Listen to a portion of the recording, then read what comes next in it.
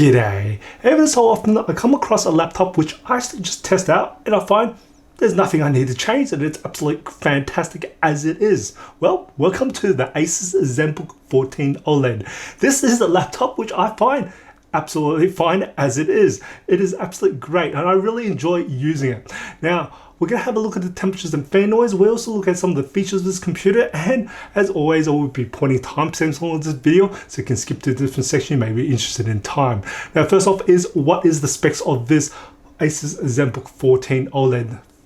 Processor wise, it is using the new Intel Core Ultra. This is the 7 and it is the 155H processor in here. So it does have quite a bit of power and performance there.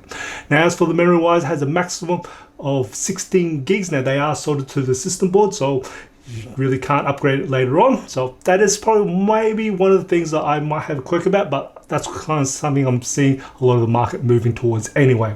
Now, as for storage wise, it has one slot of M.2, which is a 2280 format. And as for the graphics, it is using the Intel Arc graphics, as it is just Intel integrated graphics.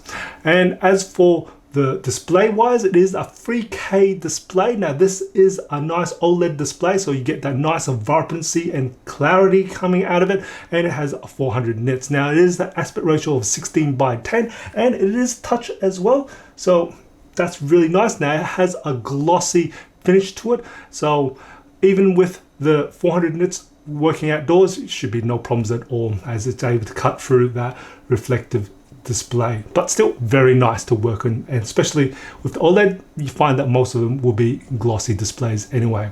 Measuring the color gamma coverage of the 14-inch 3K OLED display, which has a refresh rate of up to 120 Hz, it resulted with 100% sRGB coverage, 95.8% Adobe RGB coverage, and 99.5% DCI-P3 coverage. This is extremely high and is capable of doing photo and video editing tasks. Looking at the ports, starting on the right hand side, we've got two Thunderbolt 4 ports, which is USB Type-C ports, audio combo jack, and then our full-size HDMI port. Now this is version 2.1, and then we'll look around the back. There's nothing around the back, and looking on the left hand side, we've got the USB Type-A port. Now this is USB 3.2 Gen 1, and then we got also the exhaust vent. There are two speakers located on the bottom front of the laptop, and when I test out the maximum volume of the speakers, I managed to measure in at a peak of 86.8 decibels. I consider this in the medium range of volume compared to other laptops, but you shouldn't still have any issues having a video conference at a cafe or working outdoors. As for the sound quality of speakers, this is a surprise. It's got loads of bass, it's got very mid to low balance, it's got very strong mids, it's got loads of reverb, it's got nice sound staging, and I am just very surprised that the sound that's actually coming out of this is from two speakers. Very nice. As for the keyboard, this is a solid keyboard from Asus. Nothing special, just works great. We've got great key travel and also has a very nice smooth texture to it.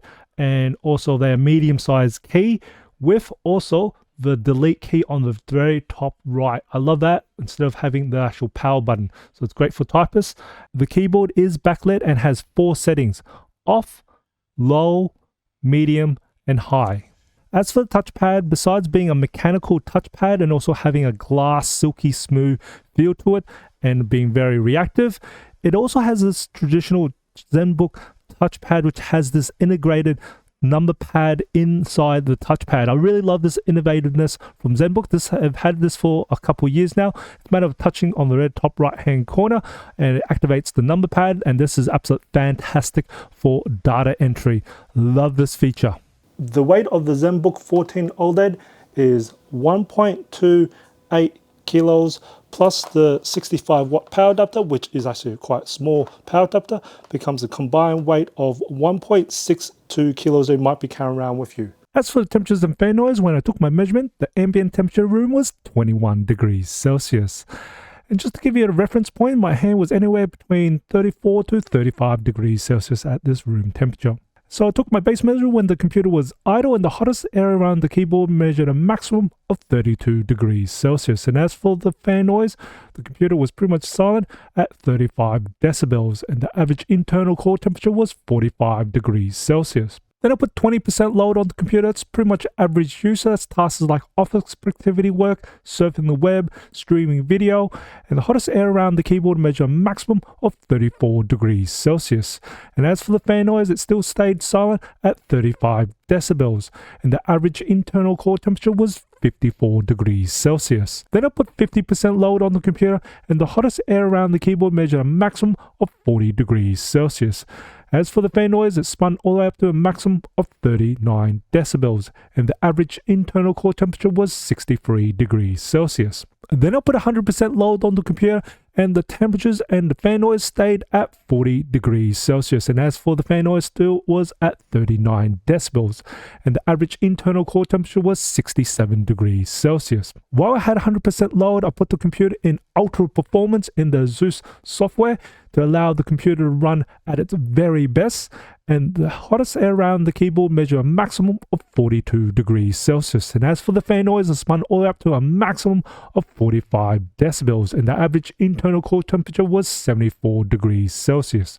I also measured the bottom back cover where I had 100% load, and the hottest air measured in a maximum of 45 degrees Celsius. So I really wouldn't advise to put this computer on your lap while it has a bit of load.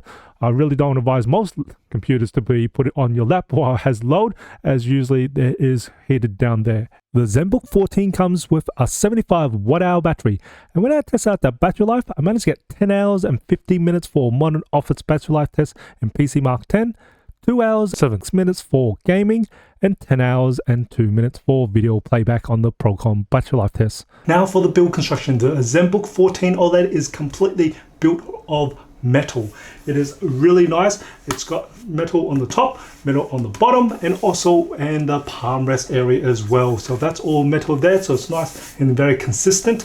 Now we're going to do the good old bang and flex test. Not that much flex at all from it. And just for the keyboard, does pretty well. This is pretty robust and sturdy here, even though it is quite lightweight for the, so absolute fantastic. This is, I can see this being very durable for many years to come, so fantastic there. Now let's quickly just do the hinge test here. So one finger hinge test. So I'm just going to one finger. You do need to, oh, it's just gripping a little bit there, but I don't need the second hand in yet for it. So, and then after it's very smooth after you get to the 90 degrees, and pretty much it goes 180 degrees. So there.